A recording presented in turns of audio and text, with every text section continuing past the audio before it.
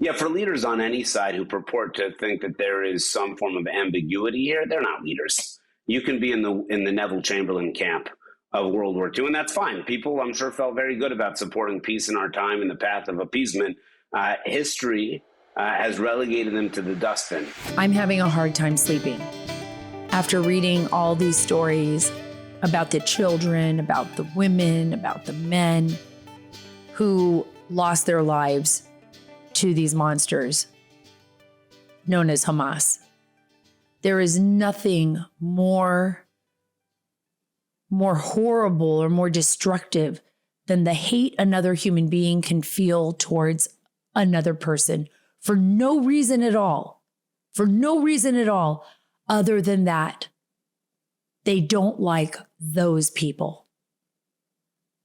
That is what is happening in Israel. This is not just an attack on the Israeli state. This is not about Israel. This is about the Jewish people. This is about a vehement hate to the Jewish people. It's anti-Semitism. And they use Israel as a guise. And I'm also talking about people here in the United States of America. How can anyone accept what Hamas did? Don't we have any moral clarity? Don't we even have any morals? How is it possible that we raise young people to hate, to join these groups, being blind to what happened to these children in their homes, to the children that were at the concert, at the festival, to the people who were fighting for their lives, to the parents who had to throw their bodies over their babies so that hopefully, the Hamas terrorists would only shoot them and not the child that was laying underneath their body. Imagine that happening to you. Imagine if the world just hated you for who you were. No explanation, no reason. I just don't like you. I don't like you because you're Jewish. I don't like you because you're Black. But this goes far beyond anything that's even comprehensible in the human mind. I was at the event last night. An ambassador to the UN from Israel, Gilad Erdan, was the keynote speaker.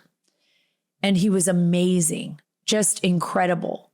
And this was at Cornerstone Church in San Antonio. Pastor Hagee, a great evangelical pastor and somebody who I think has been remarkable in his support for Israel.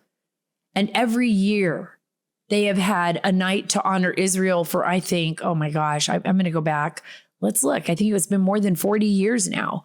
And I want to make sure that I get this right.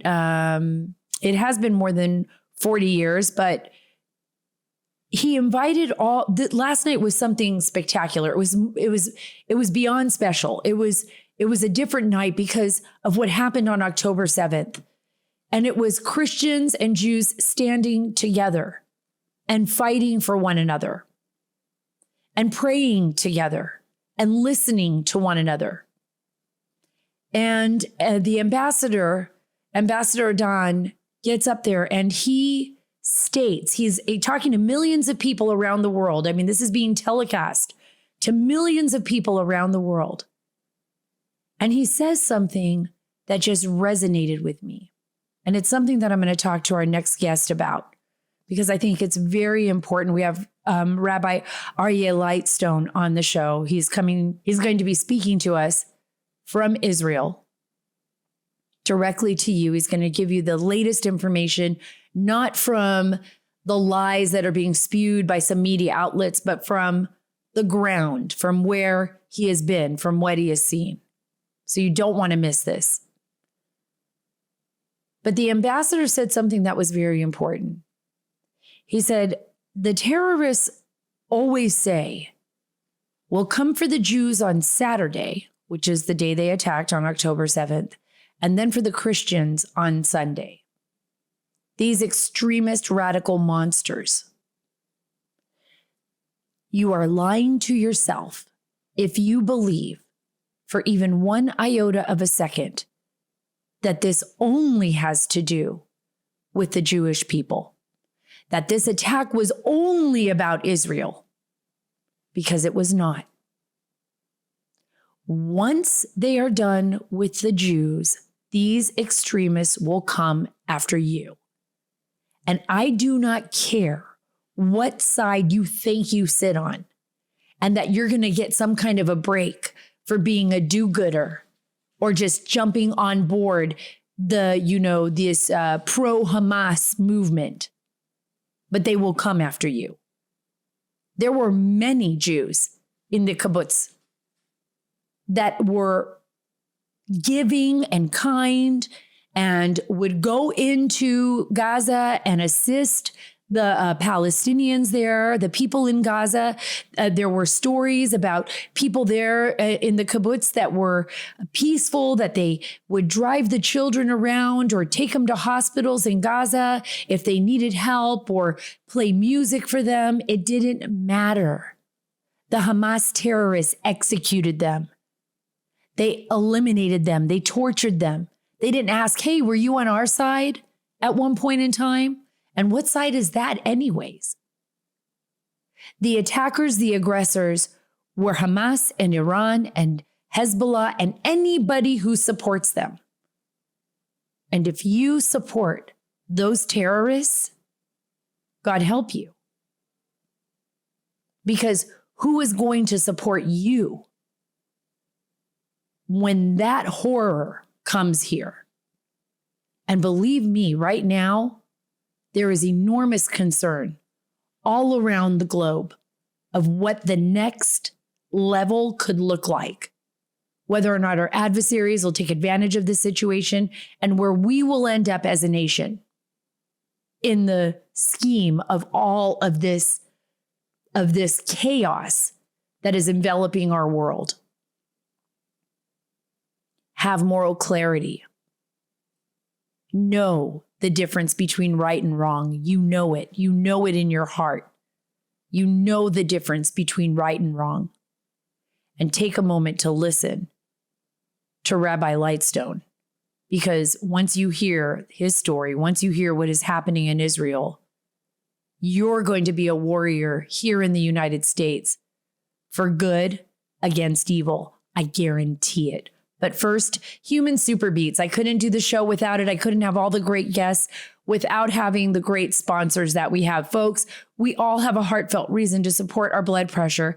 In fact, more than half of the U.S. population would benefit from blood pressure support. Paired with a healthy lifestyle, the antioxidants in Super Beats are clinically shown to be nearly 2 times more effective at promoting normal blood pressure than a healthy lifestyle alone. Supporting healthy blood pressure comes with a bonus too. Super Beats Heart Chews support healthy circulation, so you not only get blood pressure support, you also get productive, heart-healthy energy without the crash. Double your potential with Super Beats Heart Chews. Get a free 30-day supply of Super Beat Heart Chews and 15% off your first order by going to getsuperbeats.com and using promo code Sara. That's SARA. That's getsuperbeets.com, code Sara. I've got Rabbi Aryeh Lightstone on. I want to thank you so much. And I like to call you Rabbi because I think that is it. Right now, more than ever, we need all of our real spiritual leaders out in the world speaking out against this vile, demonic, insane hatred that we're seeing, barbaric hatred coming from Hamas and other terror organizations like it, and Iran as well. You're a senior advisor. You were the senior advisor to American Ambassador to Israel, David Friedman, under President Trump. You're also noted for being a key player in the Abraham Accords, working closely with Jared Kushner. You're the author of Let My People Know, the incredible story of Middle East peace and what lies ahead. And you are now in Israel, standing beside the Israeli people as you prepare for God only knows what in the near future. I pray a ground assault that will eliminate Hamas forever. and for the safety of the Israeli and Jewish people. Thank you so much for being a part of the show, Rabbi. I can't thank you enough for having me on, not because this has anything to do with me, but you see the battle going on the airwaves and the media on our college campuses. And this is a battle not in between Jews and Muslims. It's not in between Israel and Gaza or Hamas. This is in between good and evil. And we need to get more people on the side of good. And I view you as a warrior for good. And hopefully together we're going to build up our army, because it's going to be a tough battle. This is going to be a very tough battle. And that goes right to my first question. Why is there such a lack of moral clarity? All the children that were killed, the babies, the torture, the horrors. I mean, things that I don't even think have even been in a movie ever. I mean, this is like beyond horrifying. I was telling my husband, you know, I used to imagine what it would be like to be taken out of my bed late at night, you know, when I worked in Amnesty International when I was a young, you know, aspiring activist in college, and I wanted to fight for human rights, and I still do, just in a different way and not with Amnesty, but I, you know, in Cambodia with the Khmer Rouge, or thinking about what happened to people in the Holocaust and what it must have been like for families to be eating dinner and laughing and enjoying their life, to all of a sudden just have somebody barrel through their doors with guns pointed at them, throwing them to the floor and doing the most unspeakable things to the people that they love, and that feeling of helplessness. How is it that I have college students coming up to me not even wanting to condemn it, in fact, siding with the terrorists and not believing the facts that are right before their face? How is that happening? Okay, so this is the most existential question in the history of the world. So I don't know how if we're going to resolve it just on the podcast. But to give context, because I think context here matters, the Jewish people were kicked out of Israel in 70 CE. And from 70 CE until 1948, the history of the Jews was going from one country to another, and there would be a pogrom or a crusade or what have you, where a meaningful percentage of the town or the city or the country would be exterminated for whatever made-up excuse that the leaders had at the time, and the Jews would flee to yet another country. There's a reason why there are other religions that have more than 100x their size, and the Jews are roughly the same size from a population as we were when the temple was destroyed in 70 CE. The most dramatic of all of those calamities was the Holocaust in between 1939 and 1945. Just to understand the Holocaust in Germany, the attempted extermination of all the Jews, the elimination of 6 million Jews, did not happen in a country that people have not heard of in Africa. Did not happen in a region that people are not familiar with in Asia. This happened in what was considered the most advanced, mature, sophisticated society in the history of the world. The Germans of the 30s and the 40s were the elite of the elite of the elite. And it was there that the most horrific tragedy to befall upon human beings ever occurred. And the Jewish people rose out of those ashes, literal ashes, from the crematoriums, literal ashes, and made a promise to themselves, never again. And that promise held true from 1945, when we liberated the last of the concentration camps, until 2 Saturdays ago, October 7th, 2023, when the most horrific day for the Jewish people, and I would argue for her humanity, from the time of the Holocaust till then occurred. And there's been a renewal to the commitment of never again. And the reason for that is not that Israel needs to protect Jews. And it's not because all of the horrific things that we can get into if you want. I literally just drove up from the kibbutzim, from the communities on the southern border 2.5 hours ago, where I went firsthand to see the heroes and to meet the families of the hostages and to meet the families of people who did not make it, and to show support on behalf of America and good people everywhere. We can talk about those horrors.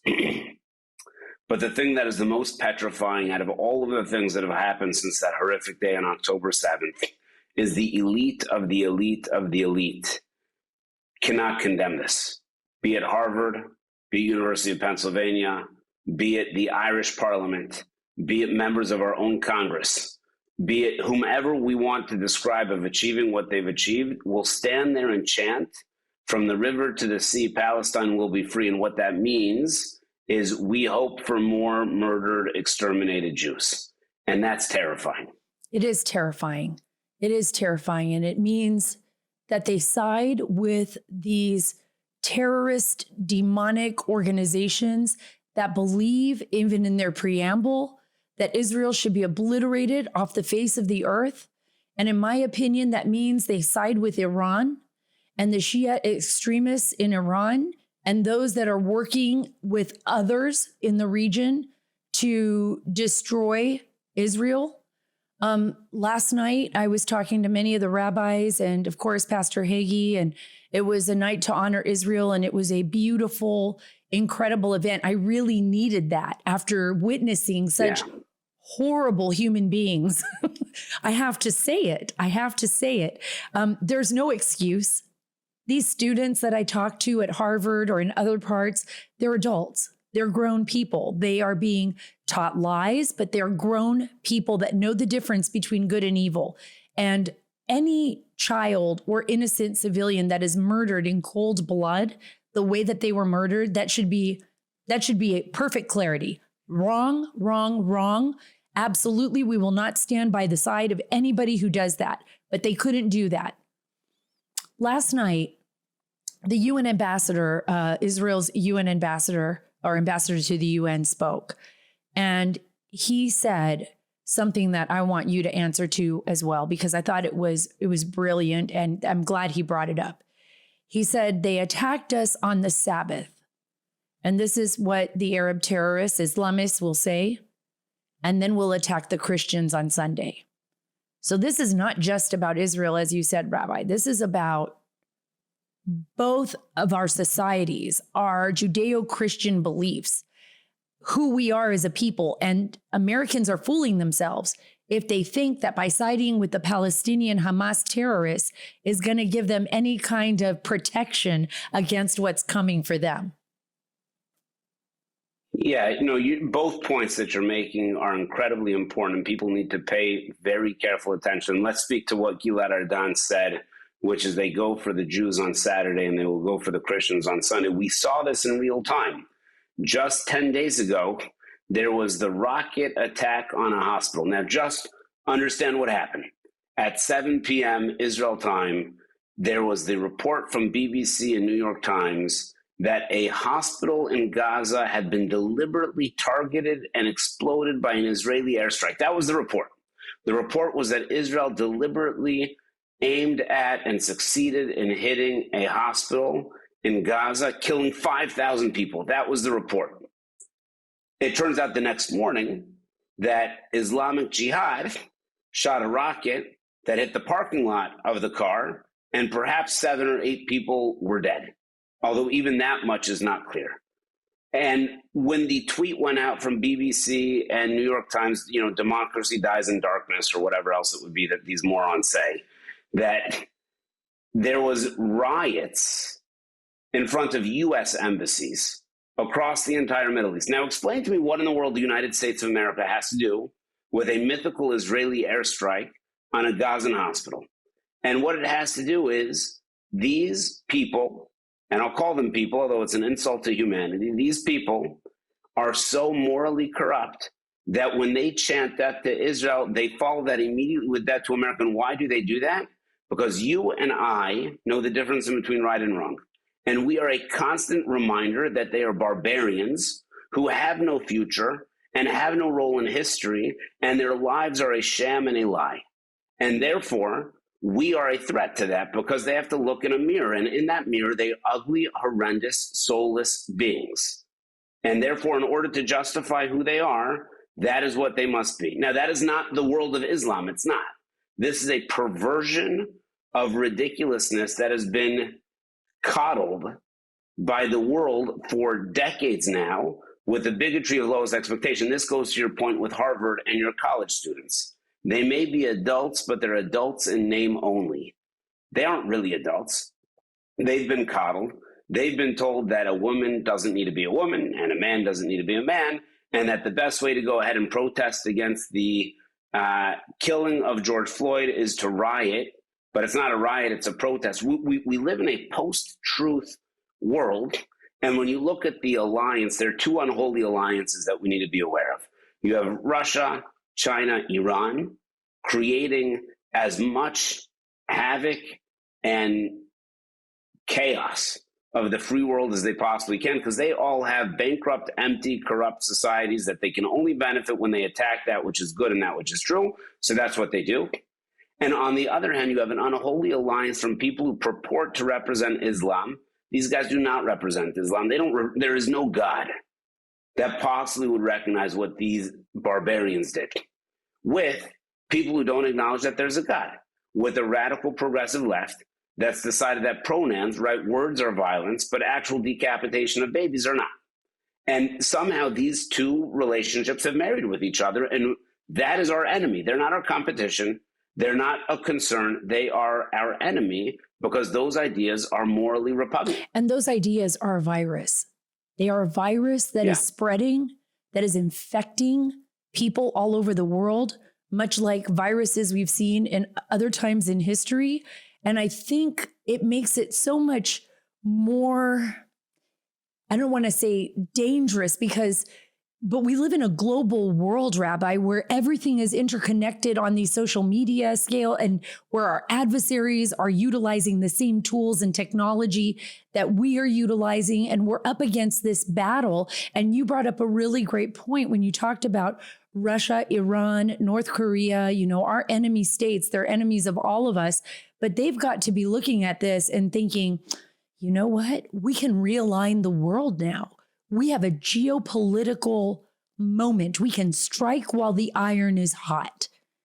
And they could be utilizing all of these proxies, these useful idiot demons. That's what I like to call them. I don't even want to call them human. Useful idiot demons to do the dirty work while they prepare for something far bigger. I feel like we're going to be blindsided. And maybe I'm wrong. No, you're not. And one of the things that this goes back to is securing our southern border. How is it possible that Israel, right, which is a country that lives under constant threat, has enemies in a global world who say death to Israel, death to the United States of America? Israel has the most secure perimeter of any country likely in the world. And immediately after these people, devils, demons, go for Israel, they'll go for the U.S. And the U.S. has a welcome mat on the southern border saying, come get us. Israel learned a lesson about being too cocky, about being too self-assured. I pray that the United States of America will have learned a lesson from Israel and doesn't need to learn its own lesson in this regard. I mean, it's legitimately terrifying. HelloFresh. I love HelloFresh. You get farm fresh, pre-portioned ingredients all delivered to your door. You get seasonal recipes. And I love that. I love the fact that I'll get these new recipes and it'll be completely different than what I normally cook. And a lot of us get into the habit of cooking the same thing every night or the same dishes for our family. HelloFresh, not only do they deliver great fresh food to your front door, and then you can make food and you don't have to worry about the grocery store and what am I going to cook tonight, but they give you new ideas. You'll taste all the freshness of fall in every single bite. And by the way, have new recipes to entice your family and make your children smile. Feast on the desserts as well, like apple cider cake with caramel sauce, or please a crowd with appetizers like the barbecue pulled pork or nachos. It's amazing stuff, folks. It's tasty. You can cook it for your family. And I'm telling you, the little pizzas, my daughter and her friends went nuts over that because they can make them themselves. We can sit there together as a family and then they can eat it. And it's healthy. It comes with apple slices and all kinds of side, a little waffle dessert. It's just, I'm bragging. I'm bragging now, but I love it. Go to HelloFresh.com/50 Sara Carter and use code 50 Sara Carter for 50% off plus free shipping. You can't beat that. Again, save 50% off plus free shipping at HelloFresh.com/50 Sara Carter and use code 50 Sara Carter. HelloFresh, America's #1 meal kit. What were the people like? You went to and I want to go back to the top and it's been staying in my head, where you visited some of the kibbutz along the border that had been attacked. What was it like? What were the people saying to you? We celebrate the holiday of Hanukkah that had a small group of the Maccabees who heroically restored pride and autonomy to the Jewish people. And more than 1,600 years later, we celebrate that by lighting Hanukkah candles and spinning stuff and giving presents. And we tell the stories of Judah the Maccabee and the rest of the Maccabees. For the next 1,500 years at the very least, we're going to tell the stories of the people who live in these kibbutzim. We're going to tell the story of the soldiers who did not wait for backup, who ran against 90 with a pistol against people with RPGs and machine guns to save the lives of innocent people. And we can spend from here until my dying day, which hopefully will be in a very long period of time, recounting the heroism of each one of those people. I met with a guy today who he and his brother and 6 other people saved their moshav, their community, from 90 armed terrorists with 1 M16, 6 handguns, and some people willing to stand on the fence and throw rocks. I mean, that heroism, it was incredible. And obviously there was an enormous error by the Israeli security apparatus, an enormous error by the IDF in their responsiveness. Now is not the time to have accountability. There will be plenty of time for accountability. What is going to happen is that Israel needs to restore deterrence in the region in a way that this won't happen in 50 years. This won't happen in 500 years, because that is the lesson of never again. Israel has the moral authority and has the physical ability to make sure that people understand that they are the strongest in the region. And if they do not do that, they will have let down the Jewish people for all of history. How does it make you feel when you hear President Biden or others saying, well, Israel should hold off, hold back, restrain itself? Do you think it is the place of the United States to tell Israel to restrain itself after I believe it has every authority to defend its own people? The revulsion that I have from any statement like that, from anybody, especially Americans, there are 30 dead Americans, not in a car accident, not in a plane accident, but 30 Americans who were hunted down and murdered in the most vile, disgusting, reprehensible ways we can possibly imagine, plus 10 more at the very least currently being held hostage. And as part of the package, and President Biden did the right thing by coming to Israel in a war, and I credit him for that. And President Biden did the right thing by sending aircraft carriers to the Mediterranean, and I credit him for that. But as part of the speech that he gave to say, and I caution Israel about following the international rules of war, did he caution the Ukrainians about following the international rules of war? There is one rule as Americans, and there's one rule as Israelis. You do everything within your physical capabilities to get your citizens back. That is the only job of the Israeli government. That should be the only job of the American government. And then to put the cherry on the whipped cream over here, when President Biden insisted on giving $100 million to Gaza for aid now, Gaza equals Hamas. There is no difference between Gaza and Hamas. Can you imagine if we gave $100 million to ISIS? That's what this is. That's what's going to happen, though. In what universe does that make sense? It doesn't. That's what I think is so infuriating. As I talk to experts, I talk to people in the region, I'm speaking to you right now. How is it that they are giving money knowing that this money, this aid, will end up in the hands of terrorists who committed these atrocities?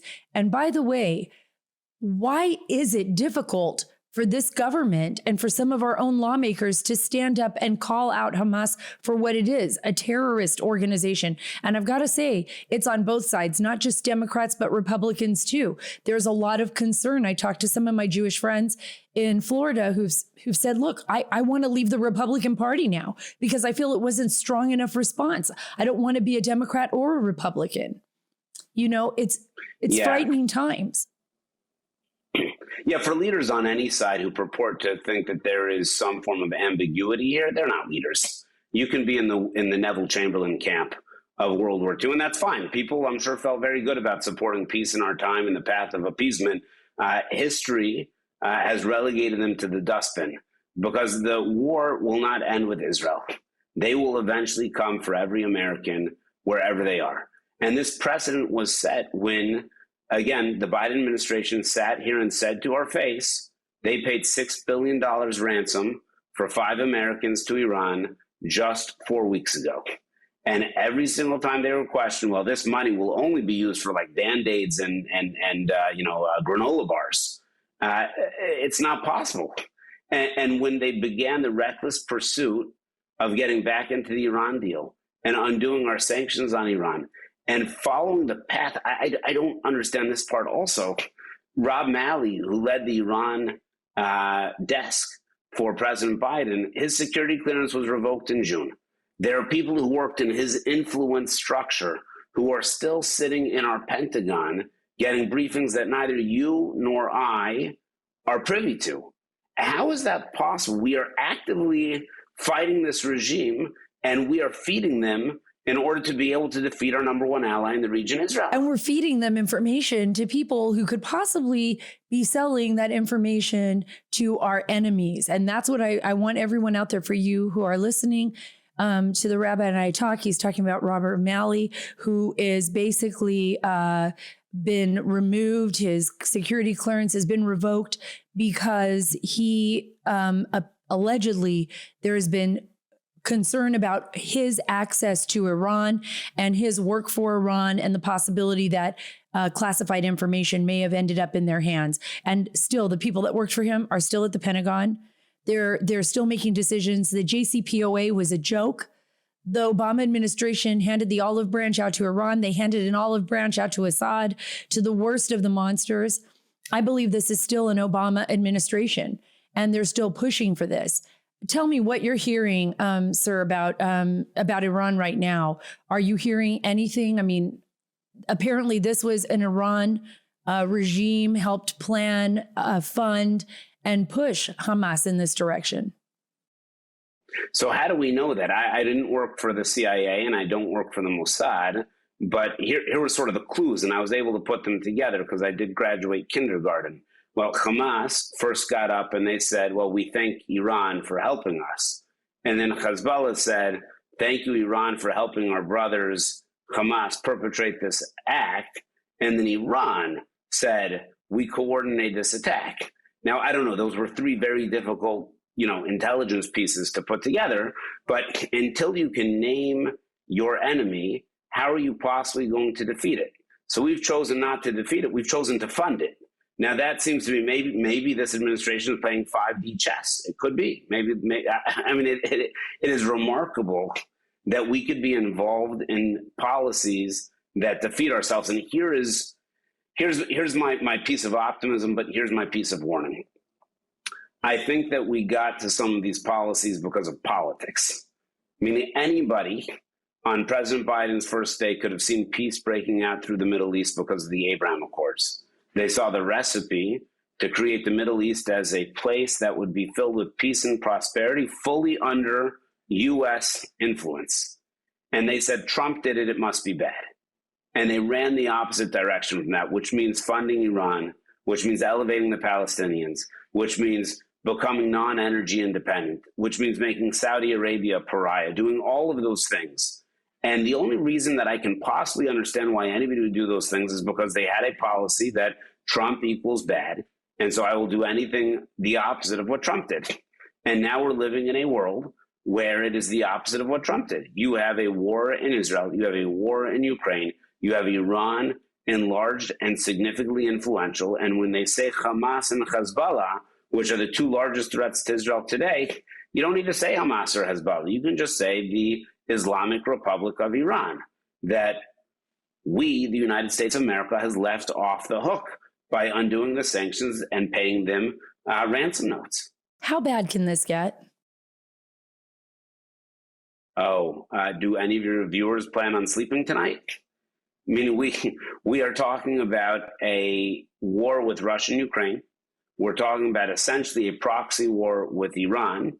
And the third leg of that unholy alliance is China, where they're pushing and prodding, and how that winds up coming could wind up evolving into not just a regional war, but something that could look potentially like is something even, I don't even want to say the words a world war, but I'm saying a war that will encompass more than just the region. Again, I'm not a panic monitor, a person who wants to cause panic unnecessarily. It is my hope and is my fervent prayer that what is happening in Israel right now stays specifically on its southern border with Gaza, and Israel will eradicate Hamas from there, and the rest of the region will pay attention to, if you mess with Israel, this is what will happen to you, and everyone will go back to whatever game of backgammon they play, and that's fantastic. If for some reason other fronts choose to get involved, Israel will not, and I repeat, will not, go easy or be cautious in their response. Israel right now is licking its wound, and as a wounded country right now is far more dangerous to its enemies than it was just 2 weeks ago. It is woken up, and it is more than prepared. I hope the rest of the region is paying attention to that, and I hope that President Biden and our Secretary of Defense is communicating that as effectively as humanly possible. It is not in anybody's interest for this war to expand. But a couple of people making the wrong decisions in a quick period of time, this could wind up spiraling much further out of hand. And let me ask you this as we wrap this up. I mean, what can the United States do on the federal level? What can we, I mean, is there anything that Israel needs right now? And I have my ideas of exactly what that might be, and what regular citizens, our listeners, can do to help support our allies and our brothers and sisters in Israel. What can we do? So I'm going to give you 6 things, but I'll give them to briefly. I know that we're running up on a time. Number one is pray. Thank you. Number one is pray. If you don't pray, now is a great time to start. If you do pray, now is the time to add to that. Sitting here in Israel, it means an enormous amount to the people of Israel. Really, it does. Number 2 is in America, if you see a Jewish synagogue, if you see especially Jewish kids on a college campus, if you can show them support, now is the time not to have them be alone. Now is the time to embrace them with incredible love. I saw this in Germany just last Friday night, where there was a concern about going to synagogue in Germany in 2023. And Christians surrounded the synagogue with 3,000 people. That way, the 15 Jews that were going to synagogue Friday night would feel that they were not alone. There are college campuses, whether it's Harvard or Penn or University of Texas, where there are people chanting on the sidewalks, from the river to the sea, Palestine will be free, which means that we will come after you, Jews. That's what that means. The allies of the side of good must stand up and be productive and proactive there. That's number 1 and 2, and everybody listening has the ability to do both of those things. The other is a little bit more nuanced. What I would want from the United States of America right now is very simple. All of the world's pressure must be on Egypt to open up the gate. So anybody from Gaza who does not want to be involved with this war leaves, and they should go, and they should be resettled someplace, and they should be taken care of. And if they're truly innocent, they should have a chance to start their lives over again, free from the ravages of Hamas. But immediately after that, the United States of America should make exceptionally clear that the Palestinians have forfeited their right for self-governance. There will not be a return to same old at the end of this war that will eradicate Hamas. There must be something different. I don't know what that different thing is right now, and it's too soon to be able to anticipate what it is. But the second the Western countries, especially led by the United States of America, starts talking about Palestinian self-governance in Gaza, let me tell you what that's been since 2005. It's been rockets and massacres, and Israel does not deserve that. Israel will not tolerate that, and Israel shall not put up with that. And that is what the United States of America should make exceptionally clear. The last 2 things are easier. The U.S. should fast forward the last part of our MOU, which is our agreement to help with the arms of Israel, and take the last 3 years and truncate it into the next 3 weeks and get them $10 billion of American armament in Israel, so Israel can make decisions by itself, for itself. And the very final piece is, so that way everybody knows that Israel and the United States of America are inextricably linked together should do a new MOU, categorizing the relationship between the U.S. and Israel for 25 years. Let this not be a Republican issue or a Democrat issue. Let this be an American issue. Israel is on the front line for good people everywhere, especially for Americans. Let us tell Israel, I know you've never asked for our troops. I know you've never asked for an ounce of our blood, which is different than almost all of our allies around the world. You've asked for some of our weapons. We will give you weapons. We will give you intelligence, and we will give you diplomatic cover. And if we can do those things, Israel will eradicate Hamas, which is a cancer on the world, from the face of this planet. From your mouth to God's ears. And by the way, I have one little thing I would love for the administration to do, to take all the money that has been allocated for Iran, every single dime, and transfer it into an Israeli account for all the victims. They lose access to all of their funding. That is absolutely should be right up at the top with the weapons. That's just my little bit. I pray to God that, Rabbi, that what you have asked for, and I will pray every day. And I know every listener out there, you will pray every day, because we're on the right side of history. We have moral clarity, and hopefully that moral clarity will shine, and we'll give that moral clarity to everybody else. We just have to speak up. Don't be afraid. Don't let these people intimidate you, these monsters. That's all they are. They're bullies and monsters. And once you stand up to them, they go scurrying away like cockroaches. They really do. They're horrible, horrible monsters. And we won't allow them to continue to dominate the airways. I pray to God that Israel goes into Gaza soon and cleans up. And those people pay the heaviest price. Thank you so much, Rabbi, for being on the show. Guys, do our best. We're going to raise funding. We're going to do everything we can to get the word out. And hopefully I'll be there soon. I cannot wait to both welcome you here and introduce you to the heroes that I have the privilege of having met. These are the strongest people. They're the best of people. And they represent all of us, Jewish and not, Israeli and not. They represent good. And we're all happy to stand on the side of good. Me too, sir. Me too. Folks, we need to support our allies and our brothers and sisters in Israel. And we need to realize that this is a war against all of us. Yes, this is a war against good and evil. What side are you going to stand on? The moral clarity is there. You can see it clearly. Join us. Speak up, stand out. Don't be afraid, and stand up for what's right. Don't be afraid. Just don't be afraid. There are more of us than there are of them. And guess what? We have God on our side. Please make sure you are subscribed to the Sara Carter Show here in your favorite podcast app. It really helps. Follow me on Truth at Sara Carter Official, and on X at Sara Carter DC, and on Instagram at SCarterDC. God bless you. God bless our nation. Please pray for peace, and God bless the nation of Israel.